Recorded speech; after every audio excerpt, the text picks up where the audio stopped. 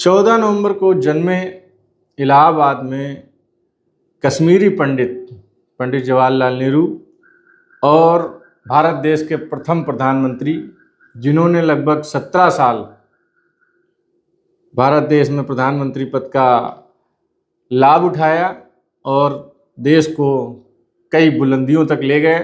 शिक्षा और चिकित्सा के क्षेत्र में भी उन्होंने बड़े बड़े काम किए, बड़े बड़े कार्य किए।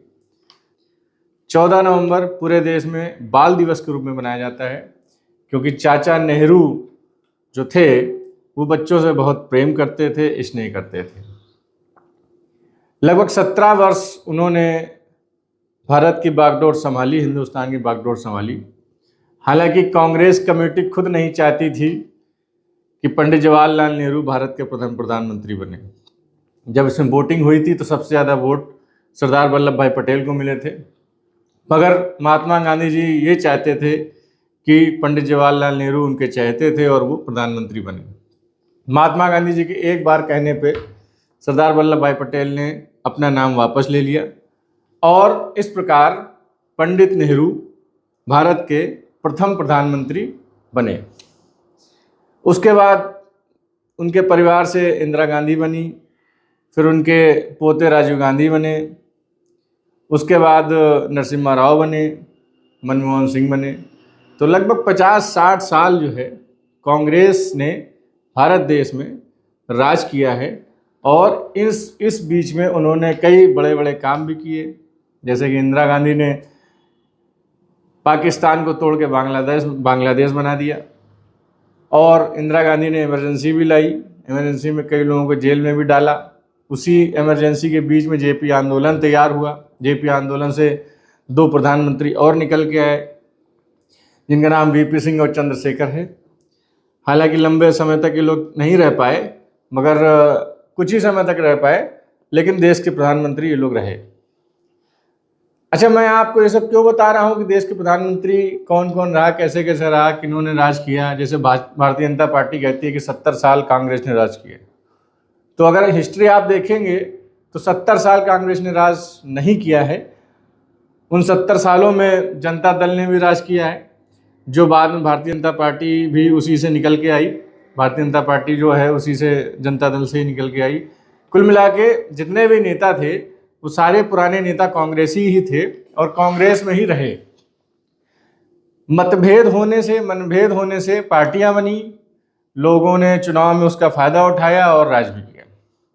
मगर सबसे ज़्यादा राज अगर किया तो कांग्रेस में गांधी परिवार ने किया। मैं ये नहीं कहता हूँ कि गांधी परिवार ने देश के लिए कुछ नहीं किया।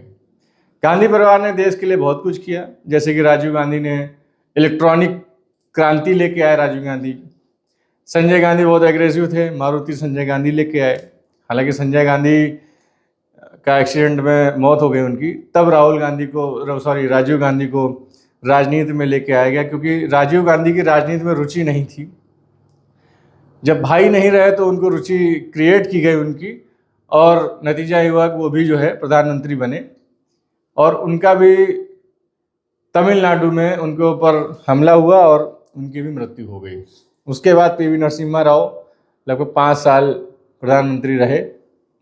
उसके बाद फिर अटल बिहारी वाजपेयी रहे लगभग, फिर मनमोहन सिंह 10 साल रहे। कुल मिला के देखा जाए तो 20 साल राजीव गांधी, नरसिम्हा राव और मनमोहन सिंह, इन तीनों के उसमें ये पीरियड रहा और लगभग 15 से 16 साल इंदिरा गांधी ने प्रधानमंत्री पद संभाला। तो 30 और 15 45 साल हो गए। लगभग 16-17 साल ही पंडित जवाहरलाल नेहरू ने भी पदभार ग्रहण किया और भारत देश की राजनीति को संभाला।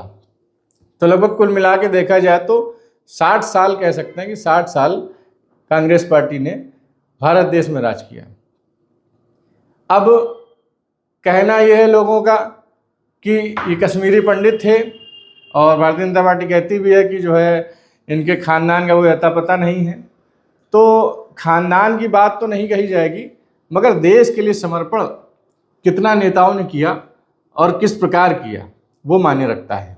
आज भारतीय जनता पार्टी जो राजनीति कर रही है भारत देश को लेकर, उसमें कांग्रेस को जो पानी पी पी के गाली दी जाती है तो मुझे नहीं लगता कि ऐसे पानी पी पी के गाली देनी चाहिए। अपने देश में IIT, IIM जैसे बड़े बड़े संस्थान पंडित जवाहरलाल नेहरू ने बनवाए थे, इसमें कोई दो राय नहीं है। शिक्षा और चिकित्सा को लेकर जवाहरलाल नेहरू ने काफ़ी बड़ा योगदान भारत देश के लिए दिया है और काफ़ी कार्य किया है उन्होंने। अब कहा जाए कि भारतीय जनता पार्टी जो कहती है कि कांग्रेसियों ने कुछ नहीं किया, कांग्रेसियों ने कुछ नहीं किया, तो मुझे नहीं लगता कांग्रेसियों ने कुछ नहीं किया, कुछ तो किया ही। 50 साल कोई भी सरकार रहेगी तो कुछ ना कुछ तो करेगी। एग्जाम्पल के तौर पे आप ले लीजिए, भारत और पाकिस्तान एक साथ भारत देश आज़ाद हुआ और उसके बाद भारत पाकिस्तान 2 देश हुए, बंटवारा हुआ। आज भारत देश कहाँ है और पाकिस्तान कहाँ है?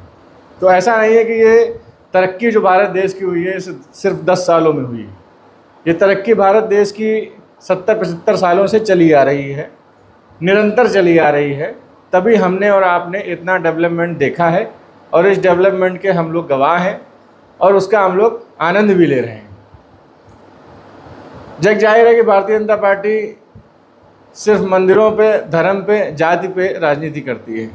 लोग कहते हैं, भारतीय जनता पार्टी के लोग भी, बीजेपी के लोग भी कहते हैं कि हम जात पर राजनीति नहीं करते हैं, मगर देखा जाए तो सबसे ज़्यादा जाति पे राजनीति भारतीय जनता पार्टी ही करती है।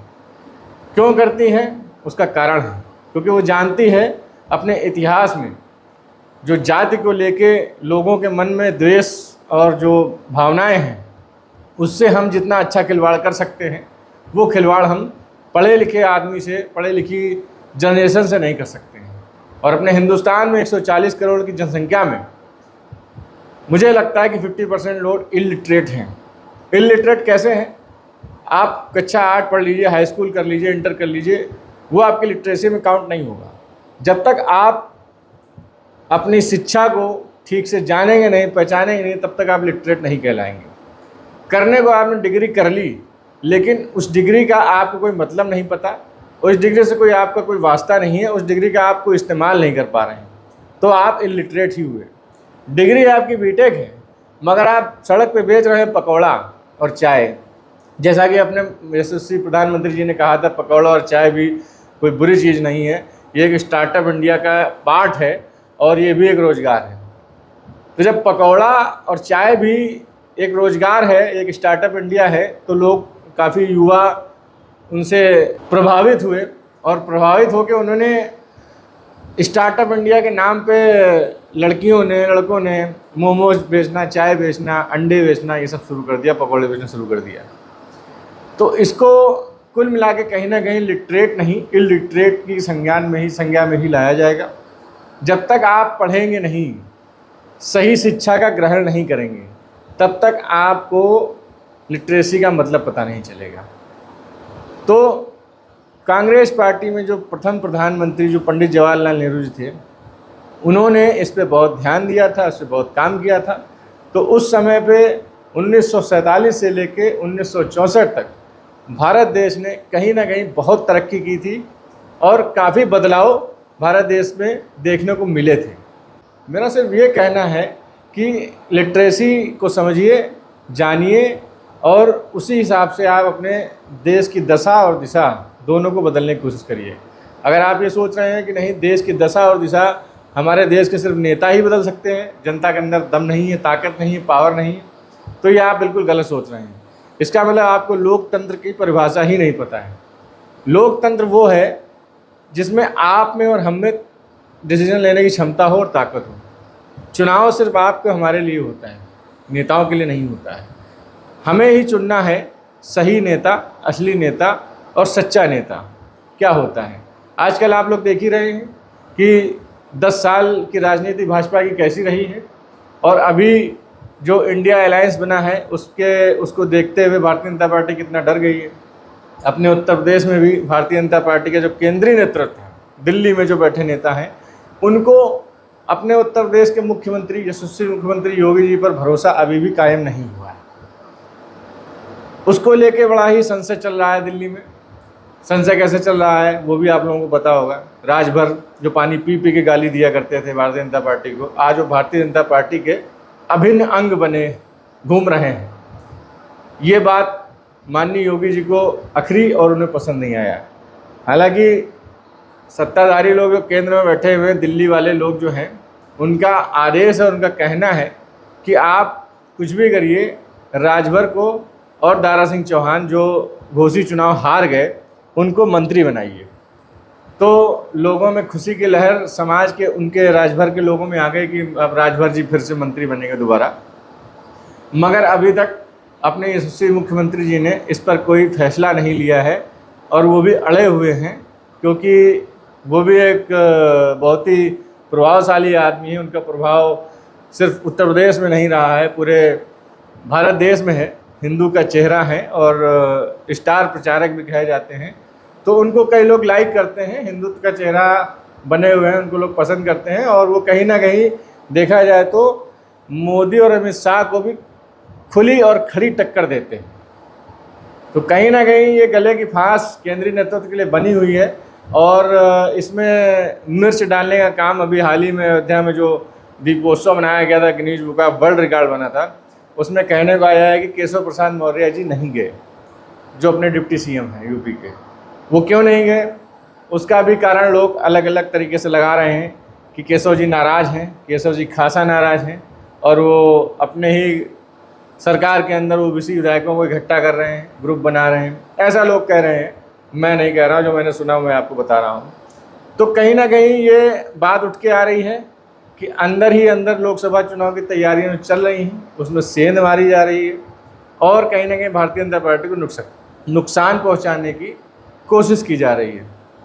तो देखना ये है कि केंद्रीय नेतृत्व कितना भारतीय जनता पार्टी को साधता है उत्तर प्रदेश में, कितना संभाल पाता है और योगी जी का क्या योगदान इसमें रहता है।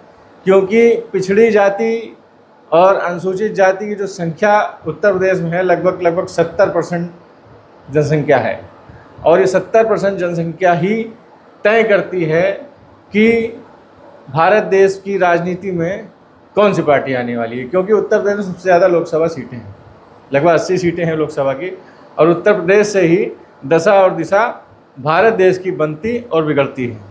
तो देखना है ये साथियों कि क्या होने वाला है और कैसे चलेगा, क्या चलेगा। शुरुआत मैंने 14 दिसंबर बाल दिवस से करी थी, लेकिन इसको लेके मैं आगे इसलिए आया हूँ कि कांग्रेस और बीजेपी के बीच में जो झगड़े हैं वो सिर्फ नफरत की राजनीति वाले झगड़े हैं, बाकी कुछ नहीं है।